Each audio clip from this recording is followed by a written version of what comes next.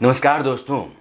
5 राज्यों में आज चुनाव आयोग ने विधानसभा चुनावों की घोषणा कर दी। ये चुनाव पश्चिम बंगाल में होंगे 8 चरणों में, तमिलनाडु, केरल, पुडुचेरी में 1 चरण में हो जाएंगे और उसकी तारीख है अप्रैल 6। मैं आज बंगाल की बात नहीं करना चाहता हूँ, ना ही असम की बात करना चाहता हूँ।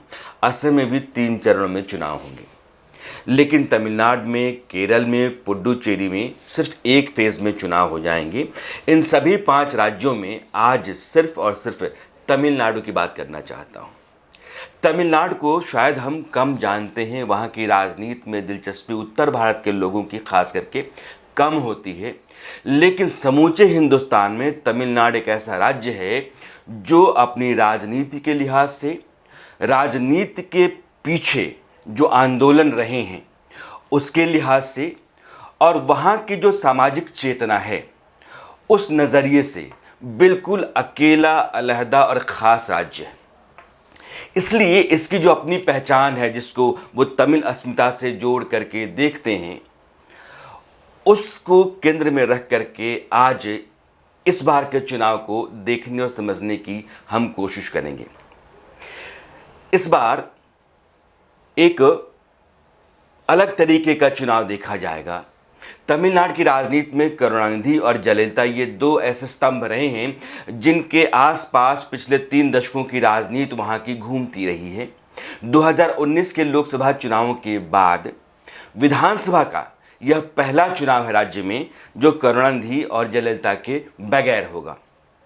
पिछले 10 साल से जयललिता की पार्टी AIADMK राज्य में है और इस बार पिछले 10 वर्षों में वहाँ उनके बगैर जो सरकार चल रही है, पनीरसेल्वम की देख रेख में, पलानीस्वामी की अगुवाई में वो सरकार बेहतर काम करती रही है। उसको लेकर के आम लोगों की राय खराब नहीं है।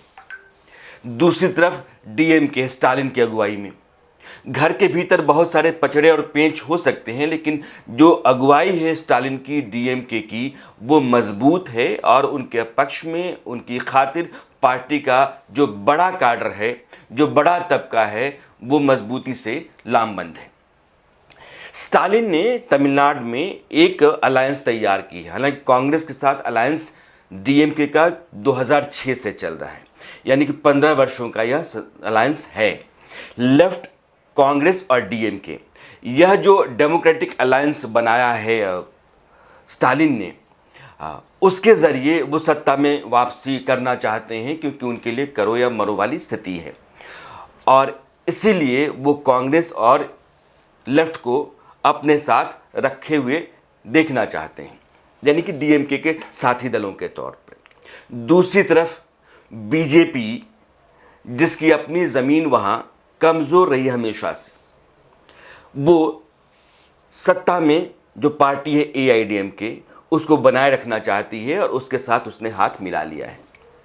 पिछले दिसंबर में जब अमित शाह तमिलनाडु के दौरे पर गए थे तो उन्होंने AIADMK के साथ समझौता कर लिया था चुनाव में साथ लड़ने का। यानी कि इस बार DMK, कांग्रेस और लेफ्ट का जो डेमोक्रेटिक अलायंस है उसके मुकाबले में AIADMK और BJP का अलायंस होगा।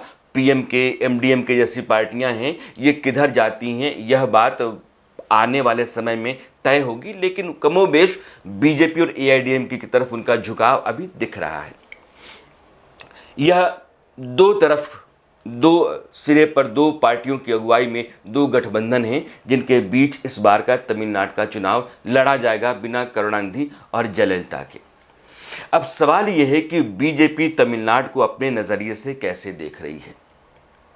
2019 में BJP का जो विजय अभियान था 2014 के मुकाबले कहीं ज़्यादा प्रचंड रहा। बहुत सारे राज्यों में BJP 50% से ज़्यादा वोट के साथ जीती। लगभग 224 ऐसी लोकसभा सीटें रहीं जिस पर 50% से अधिक वोट के साथ BJP आई, लेकिन ऐसी स्थिति ऐसा नहीं है कि दक्षिण भारत के राज्यों में उसकी ना हो। आंध्र प्रदेश में, तेलंगाना में, केरल में, कर्नाटक उसका अपना गढ़ तो है ही, लेकिन इन 3 राज्यों में, आंध्र प्रदेश, तेलंगाना और केरल में BJP की स्थिति 2014 के जीत के मुकाबले बेहतर रही। सिवाय एक राज्य के, तमिलनाडु। 2014 में लगभग 5.5% के आसपास वोट बीजेपी को था, जो 2019 में 3.6% पर आ गया। वोट में गिरावट। यह जो विजय रथ था नरेंद्र मोदी का 2019 का, वह जाकर के तमिलनाडु ने थाम लिया था। इसलिए बीजेपी की खातिर तमिलनाडु एक चुनौती है। उसको लगता है कि तमिलनाडु में बीजेपी अपनी ज़मीन को मजबूत करती है तो 2024 के लिहाज से उसके पास एक नया इलाका हो जाएगा, और अगर वो कहीं भी कुछ नुकसान झेलती है तो उसकी भरपाई तमिलनाडु से हो सकती है। इसलिए बीजेपी की नज़र किसी भी कीमत पर एआईडीएमके की अगुवाई वाली सरकार को तमिलनाडु में बनाए रखने पर है, स्टालिन, कांग्रेस और लेफ्ट के अलायंस को दूर रखने पर है। इसका जो रणनीतिक उपाय अमित शाह ने निकाला वो ये निकाला कि उन्होंने तमिलनाडु में जाकर के बीजेपी की जो परंपरागत जो चुनावी रणनीति रही है, जो सांगठनिक ढांचा रहा है, उसमें बहुत बड़ा बदलाव किया। उन्होंने जो दलित और पिछड़े तबके के नेता रहे हैं उनको आगे किया। जैसे उनके प्रदेश अध्यक्ष एल मुरुगन हैं, काफ़ी बेहतर काम कर रहे हैं, उनकी इमेज भी वहाँ अच्छी है, और पार्टी ने उनकी अगुवाई में तमिलनाडु के भीतर अपने जनाधार को बढ़ाया है। बहुत सारी सभाएं और बहुत सारी रैलियाँ उनकी अगुवाई में वहाँ हुई हैं।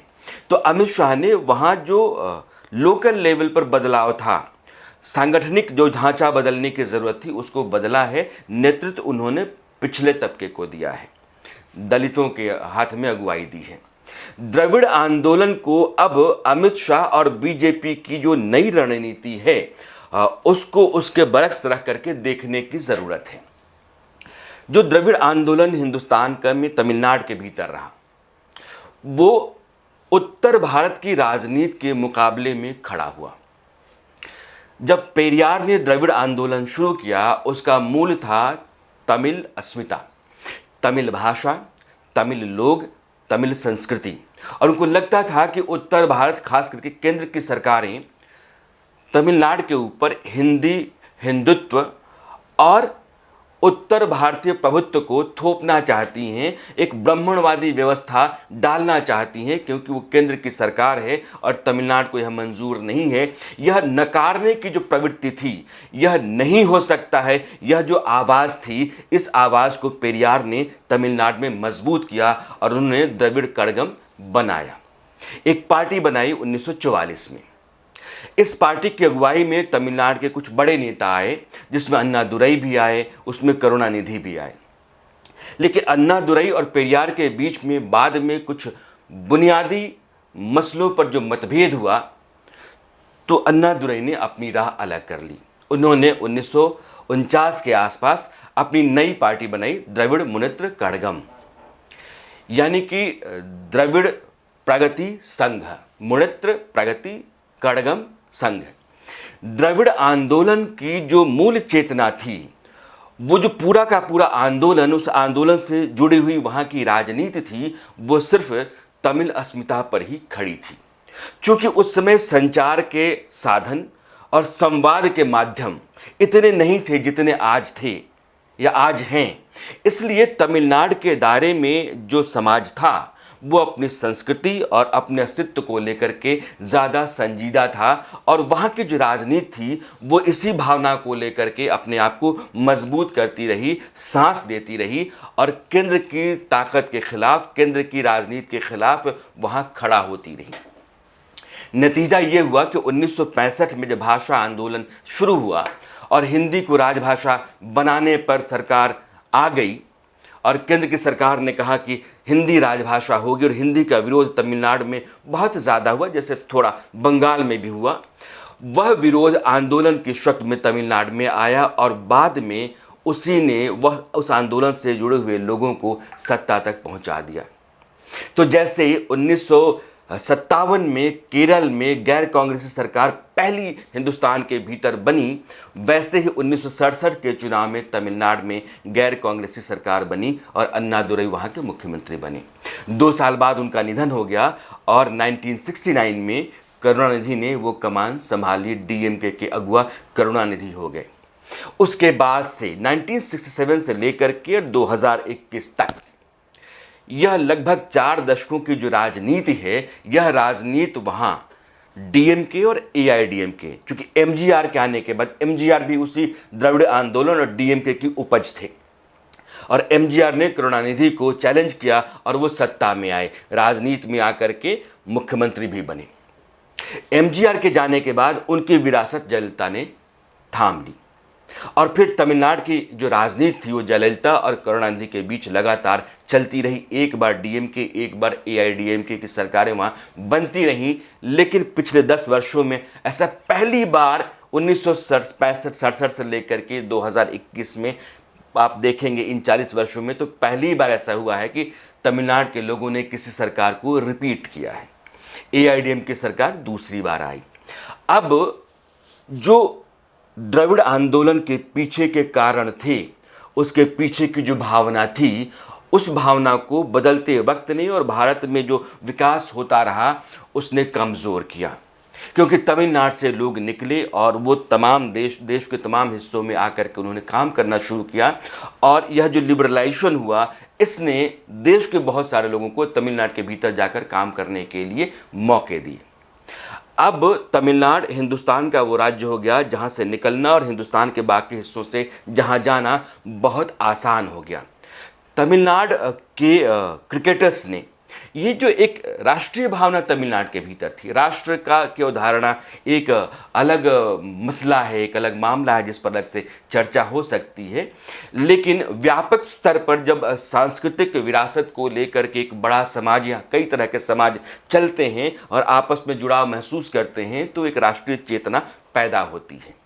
और वही राष्ट्रीय चेतना कहती है कि शंकराचार्य 4 मठ बनाएं, और वो मठ बद्रिक आश्रम भी हो, वो मथुरा भी हो, और वो उड़ीसा में भी हो। तो इस तरीके से चलता है। विवेकानंद जाकर के अमेरिका में भाषण देते हैं और वो समूचे हिंदुस्तान में जो संस्कृति है, सनातन संस्कृति, उसकी अलख जगाते हैं।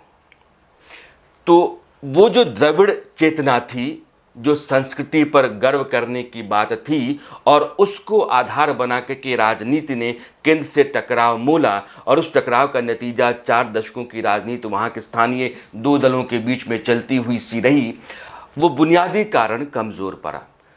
के श्रीकांत वहाँ के बहुत बड़े प्लेयर हैं जो इंडियन टीम के क्रिकेटर हुए, सेलेक्टर हुए। अभी एल शिवरामकृष्णन बहुत बड़े लेग स्पिनर इंडियन टीम के रहे हैं, उनको बीजेपी ने पिछले साल शामिल किया अपनी पार्टी में। ये साल और साल का मामला थोड़ा छोड़ करके चलते हैं, कभी कभार ऐसा हो जाता है। वैसे ही बहुत सारे क्रिकेटर्स जब हिंदुस्तान के लिए खेलने लगे तो वो जो तमिल भावना, तमिल समाज, तमिल संस्कृति, तमिल भाषा, वो राष्ट्रीय भावना, राष्ट्रीय चेतना और राष्ट्र गौरव के सामने सामान्य सी होने लगी, और वहाँ की स्थितियाँ लगभग सामान्य हो गईं। जैसे वैजंती माला, हेमा मालिनी, रेखा, इन सभी हीरोइनों ने तमिलनाडु से निकल करके हिंदी सिनेमा में बहुत बड़ी जगह बनाई। वैसे ही शाहरुख खान, सलमान खान, रणबीर सिंह, रणबीर कपूर की फिल्में तमिलनाडु में बहुत देखी जाती हैं। तो वो जो एक दुराव था, अलगाव था, एक दीवार से जो खड़ी हुई थी तमिलनाडु के नेताओं के ज़रिए तमिलनाडु और भारत के बाकी हिस्सों की राजनीति के बीच, वह कमज़ोर पड़ी, गिरी, और अब वो सामान्य स्थितियों के बीच में आकर के खड़ी हो गई है। इसलिए बीजेपी तमिलनाडु के भीतर अपने लिए अवसर तलाश रही है। इसलिए बीजेपी वहाँ के दलित और पिछड़े तबके को कमान दे रही है। इसलिए बीजेपी एआईडीएम के साथ खड़ा होकर के डीएमके को सत्ता से बाहर रखने की कोशिश में लगी हुई है, ताकि आने वाली राजनीति में तमिलनाडु एक नए इतिहास को देखता हुआ महसूस करेगा, या अपने भीतर उसके प्रमाण लेकर के खड़ा होगा। और वो ये होगा कि आगे 5 साल, 10 साल, 15 साल में राष्ट्रीय पार्टियां, जैसे 1965 से पहले था, तमिलनाडु की कमान संभालेंगी। यानी कि तमिलनाडु के नेता ही जो बीजेपी या कांग्रेस के होंगे, वो तमिलनाडु के मुख्यमंत्री बनेंगे, जो अभी तक संभव नहीं रहा है पिछले 4 दशकों में। एक छोटी सी बात मैं आपको बताना चाहता हूं कि यह आंदोलन, जो द्रविड़ आंदोलन था, वो कितना मजबूत था, और वो ब्राह्मणवादी, मनुवादी, हिंदीवादी, हिंदुत्ववादी व्यवस्था का हवाला दे करके अपने लोगों को किस तरीके से संगठित किए हुए था और राजनीति उसके बूते उसके आश्रय चलती रही। उसका उदाहरण ये है कि अन्नादुरई ने कंब की बहुत आलोचना की थी। कंब वैसे कवि रहे तमिल के, जिन्होंने रामायण का तमिल ने अनुवाद किया। चूंकि राम का मर्यादा पुरुषोत्तम का चरित्र रामायण गढ़ता है या रामायण लेकर के चलती है, उस रामायण का अनुवाद कंब ने किया था तमिल में। नाराजगी इसलिए थी क्योंकि मानते थे अन्नादुरई कि राम आर्यों के नायक हैं और आर्यों का द्रविड़ों के साथ एक युद्ध चलता रहा है। जो आर्य हैं, उत्तर भारत के लोग हैं, वो द्रविड़ों पर अपने वजूद को अपने आप को थोपना चाहते हैं और यह वर्चस्व की लड़ाई है। इसलिए अन्नादुरई ने कंब की आलोचना की।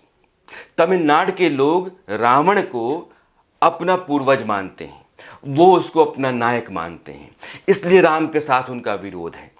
इसीलिए एक बार जब राम सेतु को लेकर के उसके बीच से नहर निकालने का मामला चला हुआ था और उसका विरोध भी देश के भीतर हो रहा था, तो करुणानिधि ने कहा था कि राम पता नहीं कौन से बड़े वैज्ञानिक थे, उन्होंने विज्ञान कहाँ से पढ़ा था। डीएम के उस राम सेतु के बीच से यानी कि उसको तोड़ करके रास्ता निकालने, नहर निकालने के पक्ष में रहा और करुणानिधि इसकी एक मजबूत आवाज रहे। बीजेपी इसके खिलाफ रही। अब इस बार जो 2021 में तमिलनाडु की राजनीति है और इस बार का जो चुनाव है जो 6 अप्रैल को होगा, उसमें दो गुटों के बीच या दो गठबंधनों के बीच की यह लड़ाई ज़रूर है, लेकिन यह लड़ाई दरअसल तमिलनाडु में पिछले 4 दशकों से चली आ रही राजनीति की जो बुनियाद है उसके टूटने, ख़त्म होने और जो राष्ट्रीयता है, जो समूचे भारत का राष्ट्र धर्म है, समूचे भारत में जो राष्ट्रीय चेतना है, उस चेतना का उतनी ही मजबूती से, उतने ही व्यापक तरीके से तमिलनाडु में स्थापित होने का समय है या नहीं है, यह इस बार के चुनाव नतीजे बताएंगे। इसीलिए मैंने आज तमिलनाडु की बात की, क्योंकि तमिलनाडु समूचे हिंदुस्तान के तमाम राज्यों में अलहदा इकलौता राज्य है अपनी राजनीति के लिहाज से, राजनीति के पीछे चलने वाले आंदोलन के लिहाज से, जिसका जिक्र मैंने शुरुआत में किया था। तो आज के लिए बस इतना ही। मेरी आपकी मुलाकात कल फिर होगी। मसला कोई नया होगा, मुद्दा कोई नया होगा। तब तक के लिए नमस्कार।